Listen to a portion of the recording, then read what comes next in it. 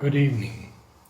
Today is the 31st day of October 2016, and we are here for the explorations in Savitri. I notice more and more people each week subscribing to these explorations, and I don't know of a more beautiful or important way to live our life than to immerse ourselves in Savitri. As always, our brother Awoke is with us. We finished the first two lines on page 158 of Canto 5, the Godheads of the Little Life. Your remark about I don't know what better way than to immerse more and more in Savitri just reminded me just now of a lady we have in Desiree. But please don't go and visit her and ask her all these things. But she's 90 plus, fit as 20-year-old in every way. And the only thing that we see her doing day and night, she will read other things also, but primarily Savitri. She has it on a bed, and every morning and evening she would be writing from Savitri. So many times she has finished, she would write again and again. No glasses, what a wonderful handwriting. She can put, I can tell you, a expert calligraphist at shame. And she is writing it with running hand. I'm sure Dr. Mandeep and few others will vouchsafe for it. And such beautiful, as if it's printed letters, running hand. That's the only thing she does. And the other day she made an observation. She said, at least for this life, I want to just read Sri Aurobindo.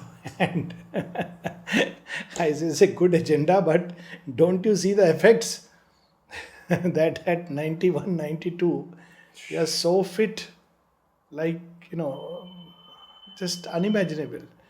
And she doesn't actually associate her fitness to Savitri. I mean, she just is fit. And she does this. But I feel, and it's worth exploring that the only thing that is consistent in her life, she will sit morning, afternoon, evening, with a small light she can read, she would be writing Savitri, lines after lines. It's called Lipi Yoga. I know that Dali in Mumbai Okay. can recite hundreds and hundreds of lines at a time, and everyone perfect. Yeah. It's a whole sadhana in its own right. Yes, yes. So, we read up till the miracle, which we don't even regard as a miracle. The miracle, and in a body lit the miracle of the heart's love and the soul's witness case. Such a miracle has been performed by the divine. We want miracles like I need some money and I get money. But this is the greatest miracle, that in a matter-bound house, something of the divine felicity, in a mortal cloak, an immortal seed of things to be, that is housed. That's a miracle. And this miracle is not going to stop. So, impelled by an unseen will, there could break out fragments of some vast impulse to become, and vivid glimpses of a secret self, and the doubtful seeds and force of shapes to be, awoke from the inconscient swoon of things. So, this was the original game plan, that one day the glimpse of the secret self, because of the pressure of this unseen will, out of the swoon inconscient has woken up. Doubtful seeds and force of shapes to be. Awoke from the inconscient swoon of things. And what happens next? Yeah, this beautiful Yeah, passage. beautiful passage. Actually, that's the whole thing, that we can look at the same thing from a purely material angle. We can look at it from a biological point of view. We can look at it from a consciousness perspective. We can look at it from an occult perspective. The problem is they don't cancel each other. They complement and fulfill each other. And this is what we find in Sri Aurobindo. Otherwise, there is an exclusive approach. So very often when people talk about exclusivity, they think only in terms of the paths to the one divine. But there is another kind of exclusivity which excludes some aspect of creation.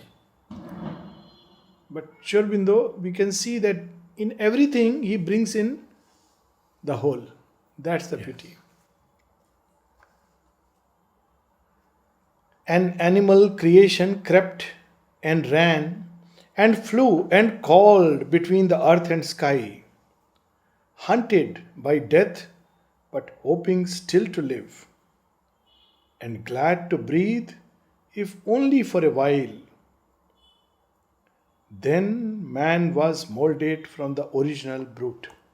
Now we see why these things are required.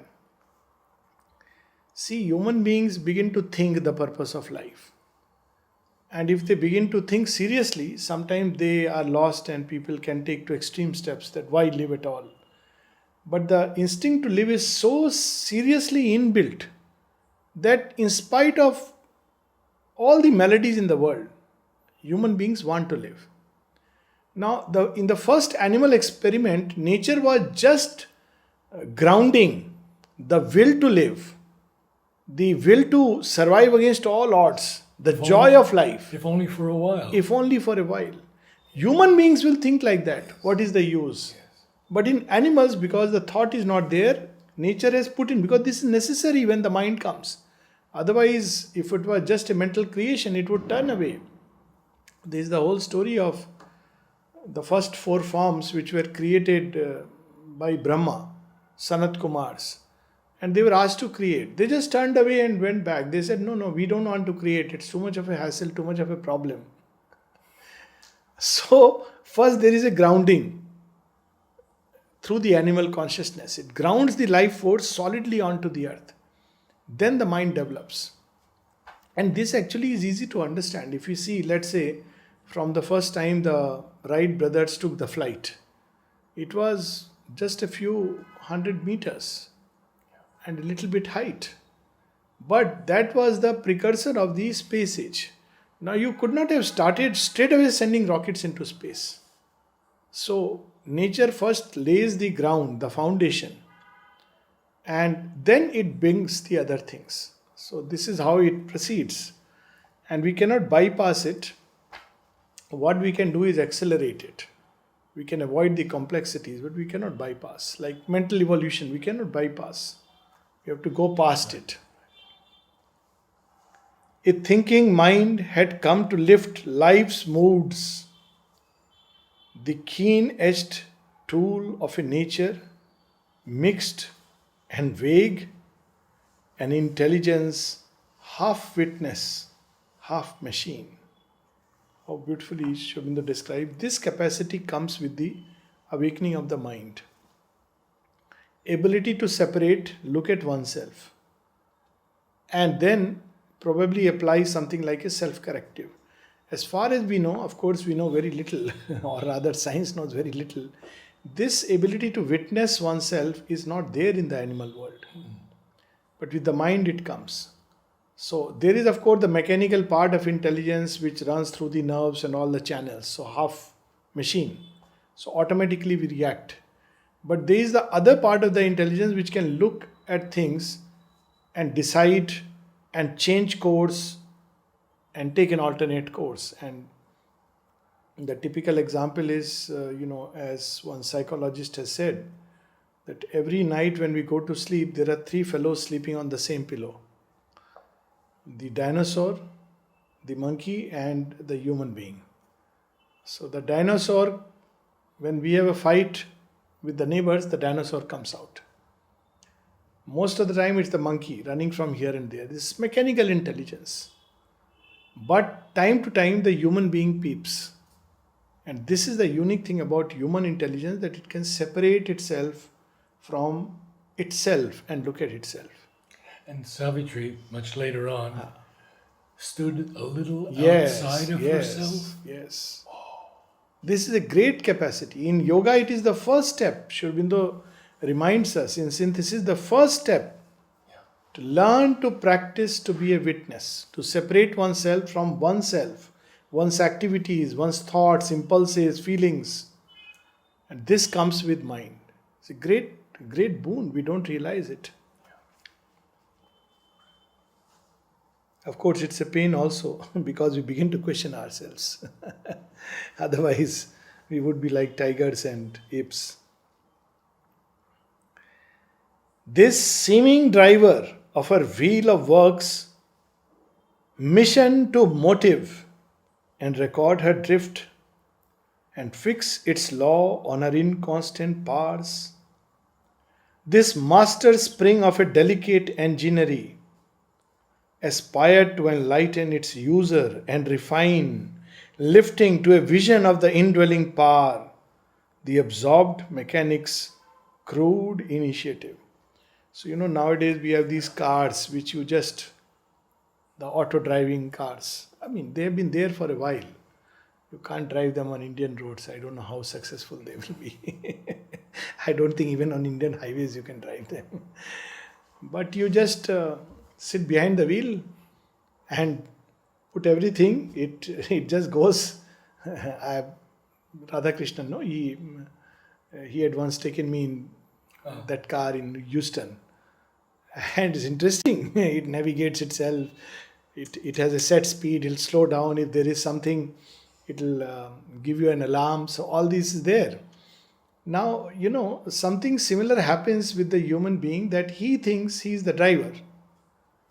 Well, he's the driver, but he's not the owner. He's just driving someone, and that he forgets. So this driver records all the things, drifts, this, that, but the owner, the master, knows the way. So he doesn't need to bother. So he simply tells the driver, take me to so and so place. He knows all the routes. So driver may ask him, sir, which route? Take me through the shorter route. That's it. After that, he is sleeping peacefully, or like nowadays on the smartphone, gracefully. But the driver now knows. He records, he drifts, he looks here and there, because this is job. The driver makes a mistake if he thinks he's the owner of the master of the car. So here Sri Aurobindo reminds us. And then lifting to a vision of the indwelling power, aspired to enlighten its user and refine, lifting to a vision of the indwelling power, the absorbed mechanic's crude initiative. He raised his eyes, heaven light mirrored a face.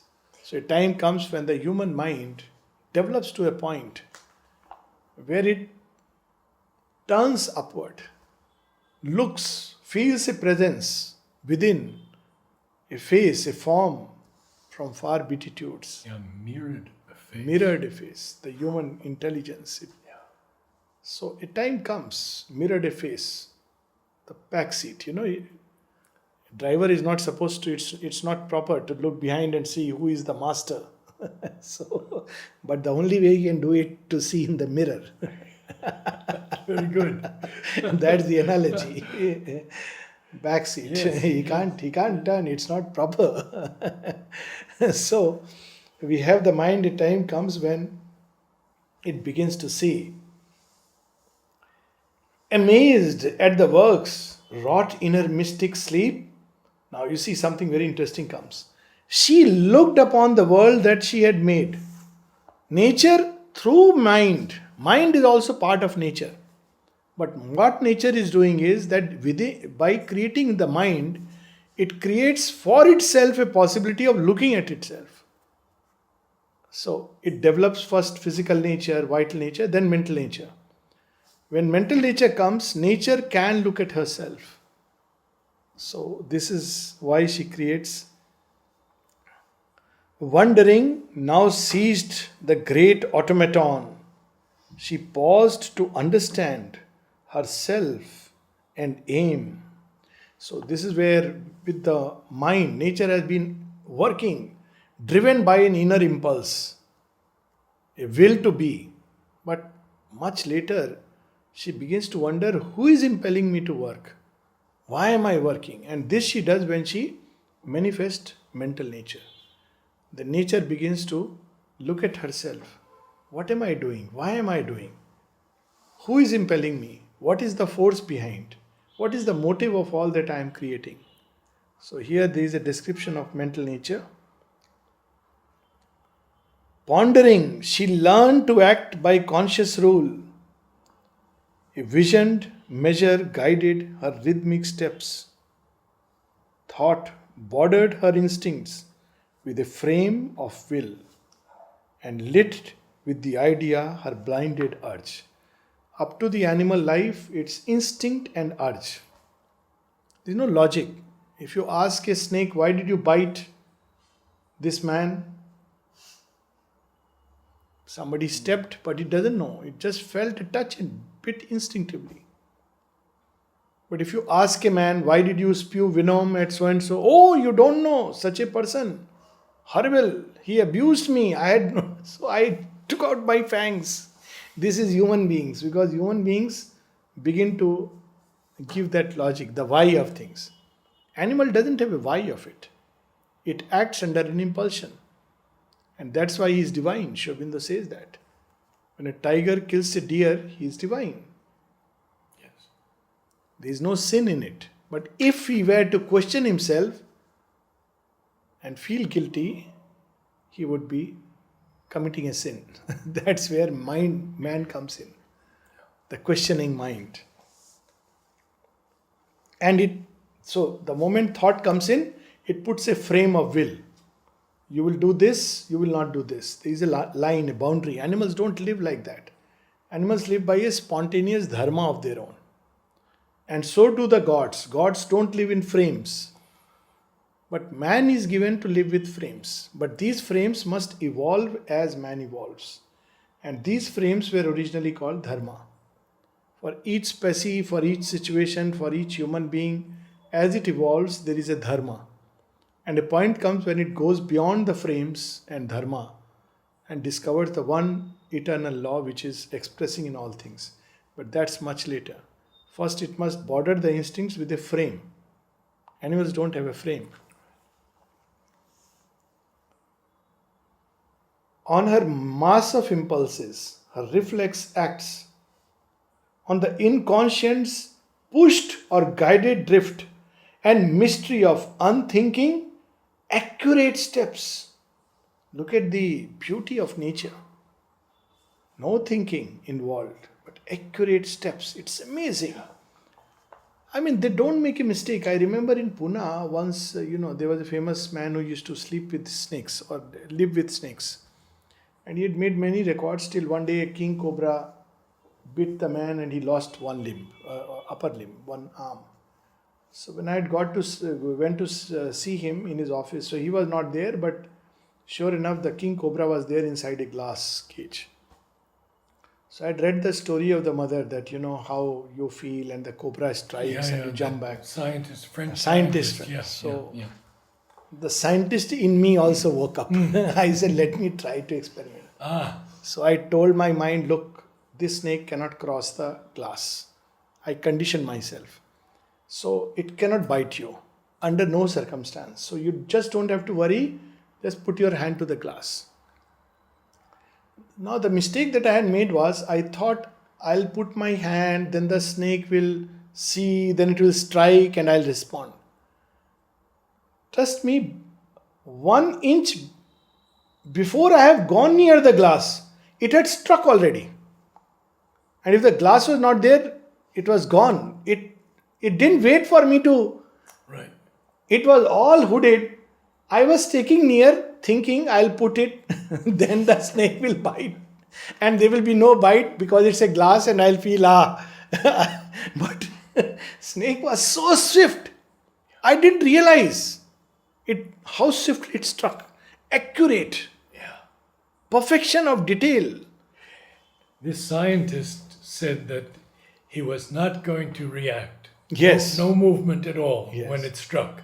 And every single time he had to move. And Mother said The it subtle was the vital force yes, behind it and the subtle physical. Yeah, yeah. So, since I had read it, I thought, let me give myself a message.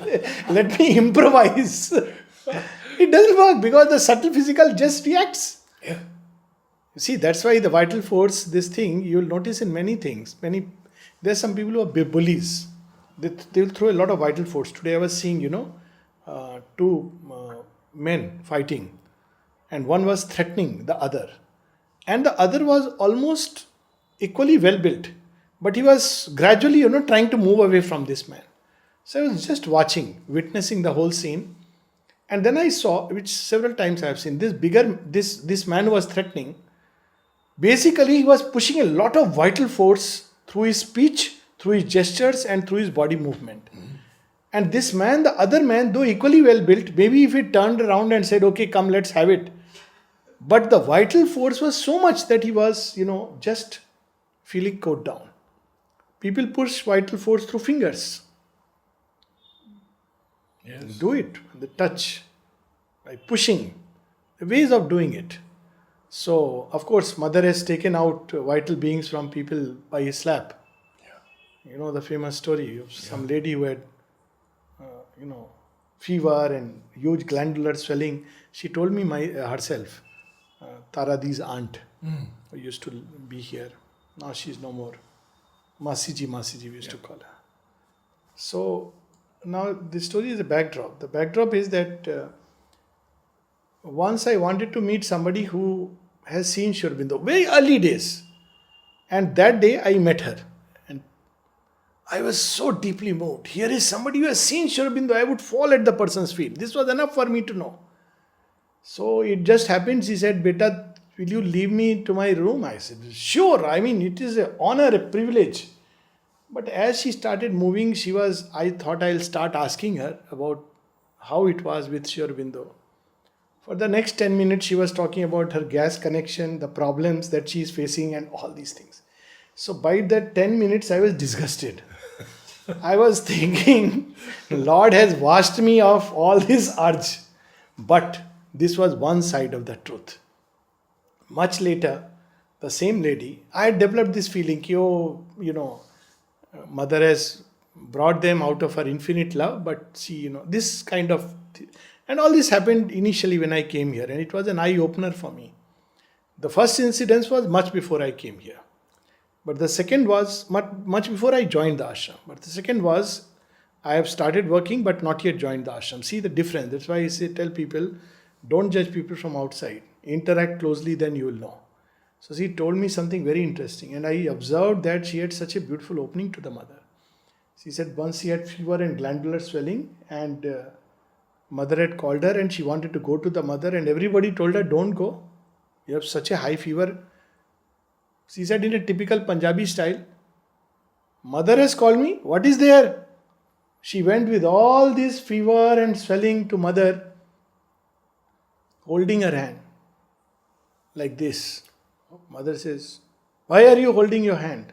Cheek. Mother, cheek. Yeah. Putting your hand on the cheek. Mother, this swelling. Mother saw her, give her a slap. Slap. Can you imagine? Normally with a sick person, oh, my sweet one, so bad. She gave her a slap. She tells me, I don't know what happened. Everything vanished. My fever went away immediately. By the time I came out, the swelling had vanished. She was so full of gratitude. That means she has to be very open and receptive. And mother could see it, that, she is very open and receptive in the physical, that she will respond instantly. She won't do the same to everyone. Pritidi also gives that in a book, Unforgettable Moments. When she said, I am not well, a fever, mother just ignored it, made some remark which made her almost cry. Why mother did done this? And she discovered that she was driving away the entire force. So, well, the instincts, we were at instincts, and then the frame of will. that the mind, puts. Then again, when you go to the divine state, you are free of all these frames. Your actions are guided by something very different. Of course, it's dangerous to believe prematurely that one has gone beyond the frames. So that's the key. She stuck the spacious image of a self, a living idol of disfigured spirit. With man comes the sense of me, myself, I. As far as the animals are concerned, it's the soul of a species which acts. But slowly, as animals grow, evolve further, in some of them, particularly those who begin to live near human beings, they begin to develop some kind of an individuality. Like dogs who are, nurtured by Yes. human beings. Cats, mother's Cats, example. yes. Otherwise, by and large, they are driven by the instinct of the species. On matter's acts, she imposed a patterned law. She made a thinking body from chemic cells and molded a being out of a driven force. This is how mind acts. So when mind acted upon matter, you see, when mind is not there, just living matter in animal world, early animal experiment, plant world and the animal world, it's all instinct and reaction. But when the mental world begins to act, in the higher animals we see, you have specialized functions. With as the animals grow higher and higher, birds, then others. In reptiles, you have the rudiment of a brain coming up with cobra, otherwise others don't have. It's just a nervous system which reacts. And then you have sometimes some basic bone structure and something to digest. That's it. But the specialization, not of the senses but of the organs, and with human beings we see an extreme degree of specialization. And this is because the mind acts upon matter and puts everything into fixed compartments. If you see unicellular organism, they don't need to, they can just produce another being out of itself. But human beings cannot do it. So we have differentiation between sexual reproduction. That's the only way we can reproduce. Other cells cannot. Now we have discovered through cloning that actually specialization is only a surface phenomena. Deep inside, every cell is capable of everything. But practically, as of now, because of the mentalization, we have imposed schemes, patterns, laws upon matter. Not we, the mind. Our whole machinery is mind driven. That's why one of the things before we attempt the supramental is to master, to bring, Sri Aurobindo speaks of that in later essays in 1949. He says that lot of functions of the body still take place automatically. It's one of the steps towards mastery, towards supramental transformation is first we must mentalize the whole thing and should be able to master by the mind. The mind should be able to dictate. I want to eat, I don't want to eat. I want to do this, and it can go to any extent, reducing the heartbeats. Mother has spoken of that. If your heart is going chaotic, become quiet, tell your heart to not to beat like this. Tell the heart to be quiet. Then she says, tumor cells. She says if they are growing rapidly, tell them there is nothing to worry, nothing to fear. You don't have to multiply like this. Purely the mind can achieve all this. So this degree of thing mind can, go on. To be what she was not inflamed her hope. Suddenly with the possibility of mind coming in, nature feels, there is a greater possibility. I can be more. I can be more. She turned her dream towards some high unknown. A breath was felt below of one supreme. Suddenly, because of the coming of the mind, the possibility, the breath of the supreme, instead of just being driven by spontaneous instincts. An opening looked up to spheres above, and colored shadows lined on mortal ground the passing figures of immortal things, reflected in the mind. But something the mind began to feel, sense, see, imagine. And so a new possibility opens up. A quick celestial flash could sometimes come. This brain can receive it. The illumined soul ray fell on heart and flesh. Actually, we can feel it. Sometimes feelings of love in the human heart towards the divine, bhakti. How does it happen? The sense as if mother has touched you. All this is possible because the sense of thrill by the name of the divine. There are people who start crying when they think about the divine, their glory and their grace. Now, if you see, it should not be analyzed scientifically, but if you look at it, tears are a purely physiological phenomena. But there are people who cry. Suddenly they not cry in the sense that tears come out because of their thrill of contact with the divine. That means the divine force is so concrete. It can act on your very physiology. Absolutely. You can feel a thrill in your whole body. The hairs can stand on end. What is called as one of the signs of bhakti in Narada Sutra, Roma Harshana. All this can happen because of the action of the divine force. I had this experience myself. Yes, what was? We were in the dining room with Ved Prakash. And he suddenly turns to me and he says, "Our Dumanbai loved you very much." And for some reason, I cried and the tears poured for 2 or 3 minutes. Yes. Just amazing. Absolutely. So these are very objective. Yeah, yes, that's right. Because the body remembers, as you said, even now. Yes. Exactly, because the imprint has gone very deep into the body. They are the sole moments of one life. So these are very objective signs of the divine force acting in the human body. And touched with semblances of ideal light, the stuff of which our earthly dreams are made. What a marvelous line. Whatever are the earthly dreams? Having a child, educating the child in some good, earlier it was convent school, now it's a public school, sending the child to dream destination, America, he will earn lot of money, buy a Mercedes car. This is the stuff of which earthly dreams are made.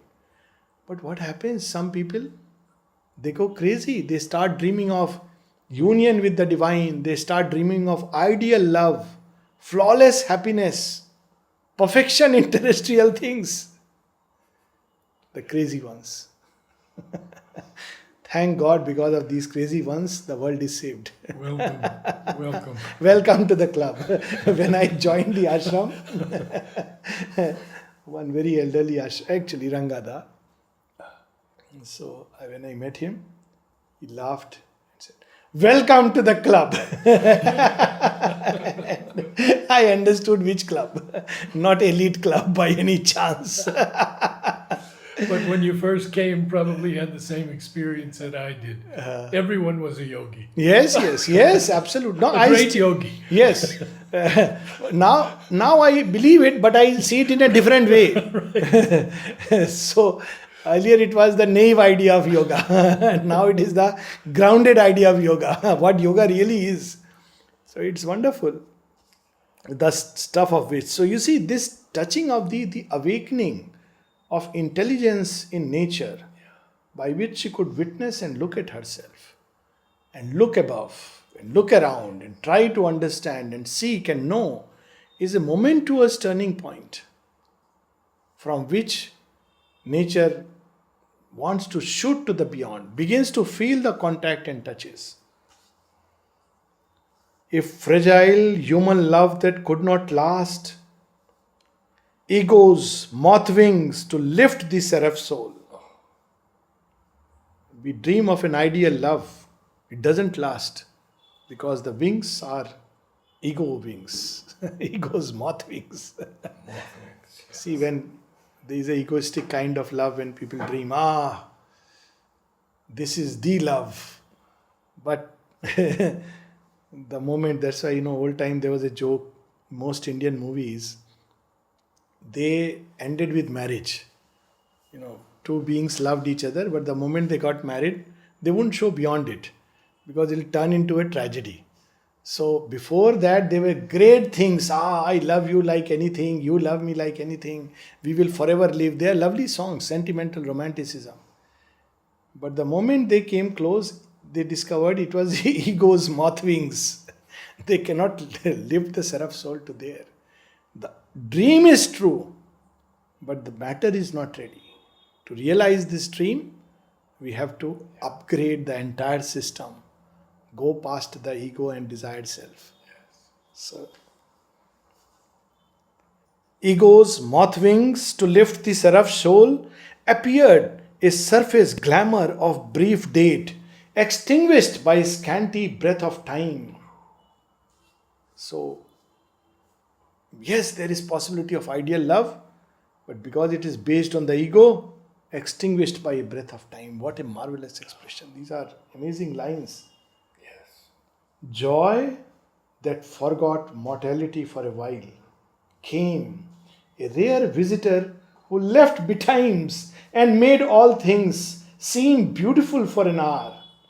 Hopes that soon fade to drab realities, and passions that crumble to ashes while they blaze, kindled the common earth with their brief flame.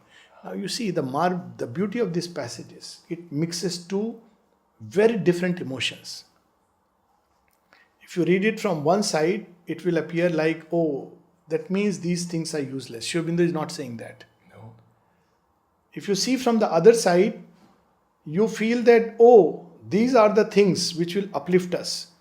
What Sri Aurobindo is showing us, mixing up two very different emotions. There is, yes, that joy that you forget mortality. You believe it will last forever. There is that passion which makes you feel that, we are in the heaven. At the same time, with this joy, with this passion, with this upheaving of love, there is also the emotion that, but only for a brief hour.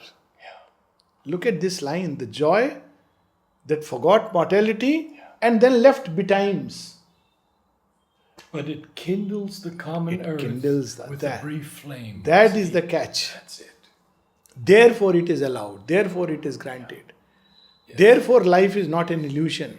100 times you may fail in establishing an ideal, but each time you fail, the flame has grown a little stronger. So this is the beauty. A creature insignificant and small, visited, uplifted by an unknown power. Man labored on his little patch of earth for means to last, to enjoy, to suffer and die. And at one place, Mother explains this is the paradox of man. This is the riddle of man. She says, from one side, he is like any other animal, probably worse, because the mind has taught him deceit and falsehood and other things. But from other side, man alone of all creatures has the capacity to unite with the Supreme. Even the gods crave for taking a human body, because man can achieve what even the gods do not. And then she says, but man had to be again and again made to fall to the dust so that he can learn to be humble. So he has to learn to fail 100,000 times. Then once he is humble and he seeks that infinite, calls upon that, then his life is lifted up towards its true purpose. A spirit that perished not with the body and breath was there like a shadow of the unmanifest, and stood behind the little personal form, but claimed not yet this earthly embodiment. Early beginnings of humanity. See, before humanity, there is no individual soul. Animals have soul of a species. That's why animals are not individualized. They all follow the same dharma. Try hard, you cannot turn an elephant into a non-vegetarian. And equally, you cannot turn tiger into a vegetarian, because it's spirit of a species. Human beings can change their wide variety, individuality, because we have an individual soul. This possibility also wakes up with man of individualization and uniting individually with the divine. But for a long time, in many human beings, it remains in the background, hardly ever touches and unites. It just sends an influence time to time. And in some people, as Sri Aurobindo says, we have to take it as an act of faith that there is a soul. Yes. That is a different matter. I mean, it is there, but so rudimentary a spark. Assenting to nature's long, slow moving toil, watching the works of his own ignorance, unknown, unfelt, the mighty witness lives, and nothing shows the glory that is here. So, this soul understands that nature moves through a long passage. See, one sign of the psychic emergence, at least of the close contact, that you learn to trust in the divine, the impatience, the restlessness that goes away. You see how nature is moving, and you know that evolution is going to be, and you aspire and you put all your effort, but you are not impatient about it. You consent, it doesn't bother once the psychic has emerged that I must, if I die, what will happen? You know that you have come several times and you will come. Evolution is going to be. There is a very nice couplet by Maulana Rum, the famous mystic. He says, "Why should I be afraid of dying? I died a stone and became a leaf. I died a leaf and became a bird. I died a bird and became a monkey. I died a monkey, became a man. Why should I be afraid of dying?" This is the typical soul vision, Yes. which he describes that it knows, it assents to nature's long process. But they have to go together. A wisdom governing the mystic world is silence, listening to the cry of life. So he gives us a little glimpse of that soul, witness soul, watching the works of time, watching nature's all serpentine ways. It's a wisdom which accepts many things across many lives because it knows the steps. Is silence, listening to the cry of life. It sees the hurrying crowd of moments stream towards the still greatness of a distant hour. It has that trust. So this is the evolutionary journey, right from dust to man and beyond. So stop here.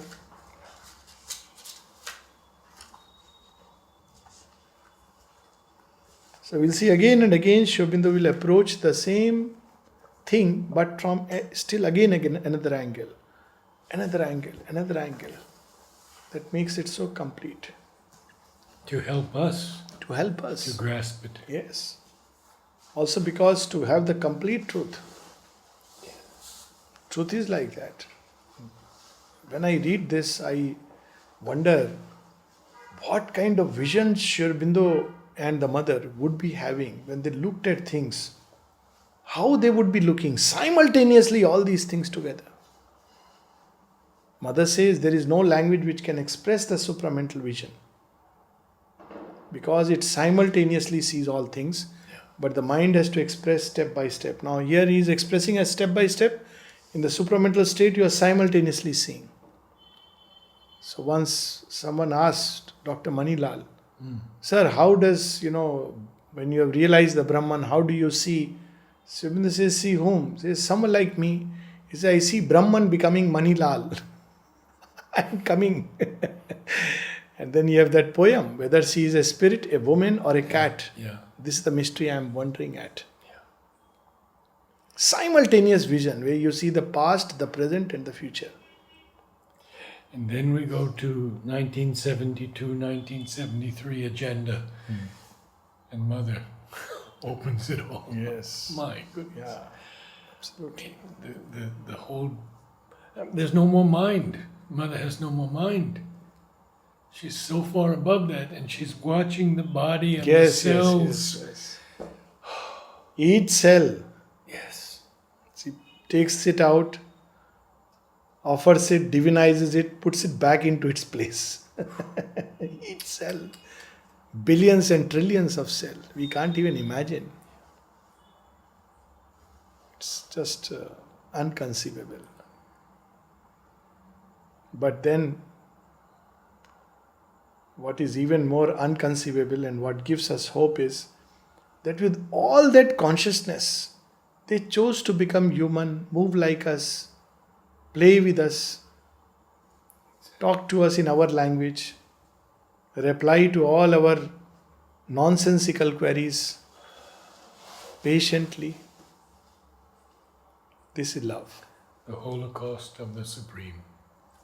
This is love.